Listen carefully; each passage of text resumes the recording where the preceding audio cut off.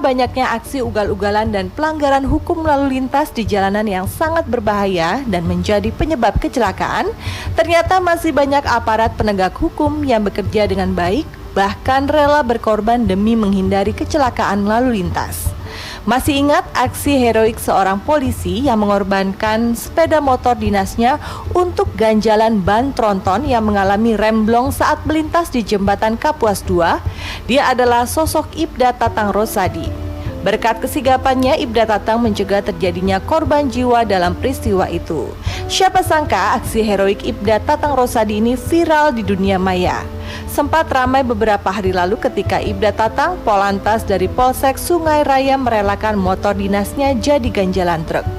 Ibda Tatang langsung memblokade jalur menggunakan sepeda motornya tepat di belakang tronton. Tanpa ia prediksikan, rem tronton tiba-tiba blong dan mobil bertona sebesar itu mundur tiba-tiba. Saat kejadian, arus lalu lintas sangat padat dan jalanan dipenuhi kendaraan roda 2 dan roda 4. Namun berkat aksinya, tidak ada pengguna jalan yang menjadi korban.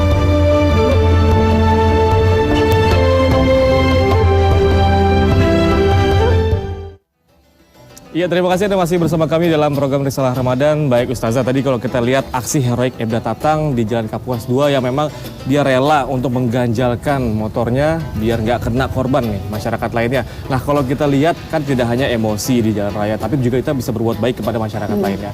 Tanggapan Ustazah gimana nih? Iya. Tanggapan saya tadi, video tadi, benar-benar luar biasa sikap yang telah dilakukan oleh Pak Polisi tadi ya, Ibda Tatang tadi. Karena memang seseorang kalau berbuat baik secara refleks, itu otomatis memang dalam jiwanya itu sudah terkontrol. Dalam jiwa Ibnu Tatang tadi, Ibda Tatang, ya, Ibda Tatang tadi benar-benar ada yang namanya nafsul mutmainnah. Nah, seperti itulah contohnya setiap manusia siapapun, mau polisi ya, terutama memang polisi memang tugas harus beliau seperti itu. Maka karena secara spontan seperti itu, dalam jiwa Pak Tatang tadi, Ibda Tatang tadi memang ada jiwa nafsul mutmainnah, ada jiwa ketenangan, makanya berbuat baik itu tidak harus nunggu komando, tapi tidak harus spontan gitu, aja seperti itu, dan itu memang harus kita milikin semuanya karena kan fitrahnya manusia itu kan cenderung berbuat baik.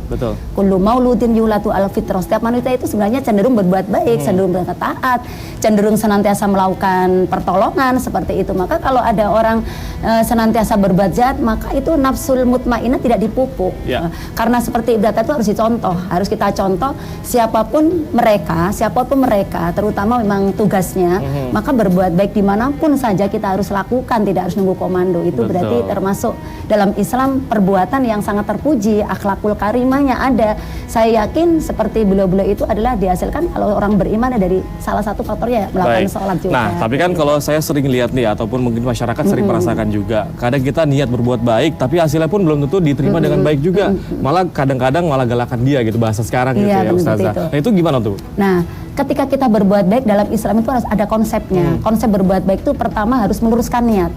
Niat kita berbuat baik itu karena apa? Seperti tadi dalam video tadi, kalau kita niatnya sudah karena Allah atau ikhlas, otomatis kita tidak akan menampung semua cercaan-cercaan negatif, apapun keadaan apapun, karena orang kalau sudah tulus karena Allah, dia fokus ingin mendapatkan ridhonya Allah Subhanahu wa Ta'ala. Karena kan salah satu ciri ikhlas adalah dalam keadaan apapun porsinya tetap sama, itu ikhlas.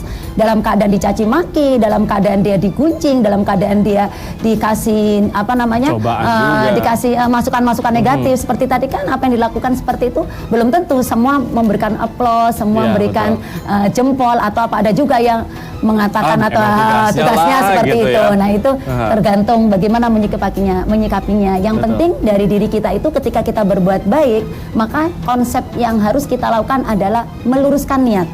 Ketika niat kita sudah lurus karena Allah, maka semuanya itu tidak akan kita anggap sebagai sebuah nilai gitu. Jadi kalau berbuat kebaikan kita tidak perlu inginkan nggak ingin pujian, nggak sampai ke sana. Jadi nggak dipikir, yang dilakukan adalah niatnya karena Allah. Kalau sudah niatnya karena Allah, akan dibalaskan oleh Allah semakin banyak. Betul. Nah, ini kita kan lagi ngebahas mengenai ugal-ugalan di jalan raya nih Ustazah. Kalau kita lihat kan banyak orang yang sering misalkan lawan arah, terus nggak pakai helm. Dan ini ironinya yang memang mengendarai adalah anak-anak muda yang memang harusnya mungkin ada peran orang tua. Nah, kira-kira dalam menyikapi ini orang tua harus bersikap seperti apa? Ya, kalau orang tua terutama kalau kita dalam segi Islam tetap kita harus berikan pendidikan kepada anak kita itu tentang faktor keimanan dulu.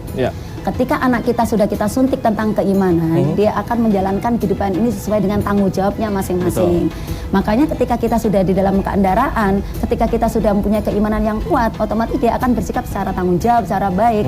Siapapun dia, baik orang muslim atau non muslim, ketika kita berkendara, harusnya kita harus memiliki jiwa toleransi ya, sabar kepada yang lainnya, sehingga terjadilah tertib lalu lintas. Karena kenapa banyak sekali yang tidak tertib lalu lintas, ya karena seperti itu dia tidak mematuhi peraturan-peraturannya itu.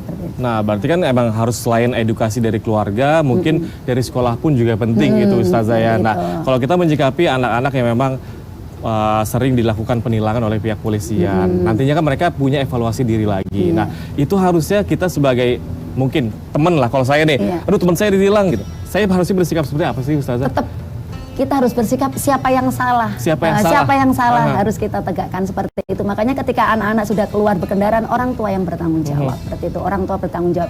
Orang tua itu harus bertanggung jawab bagaimana si anak tadi, apa waktunya dia sudah punya SIM kah, dia itu sudah punya pakai helm kah. Jangan takut sama Pak Polisi, kita takut sama Allah Subhanahu wa Ta'ala. Baik. Karena memang kalau udah niat dan kita bisa nahan emosi, insya Allah di jalan pun kita bisa lebih baik lagi gitu lah. Nih kayaknya pemirsa di rumah juga bisa harus nahan emosi dulu, karena nih Early udah siap-siap di kiri untuk bagi-bagi kuis ya, untuk merilis lagi emosi pemirsa di rumah. Early. Betul banget, 1 juta rupiah udah saya siapkan, tapi habis yang satu ini. Karena geprek bensu yang real by Ruben Onsu ini akan bagi berkah 1 juta rupiah untuk 2 orang pemenang. Standby di sini, ingat nomor teleponnya 02151551111. Oke, 5111 betul ya? Aduh, nanti takut salah saya. Nanti nyambungnya ke tempat lain jadi. Oke, jadi kemana-mana tetaplah bersama kami di Risalah Ramadan JAK TV.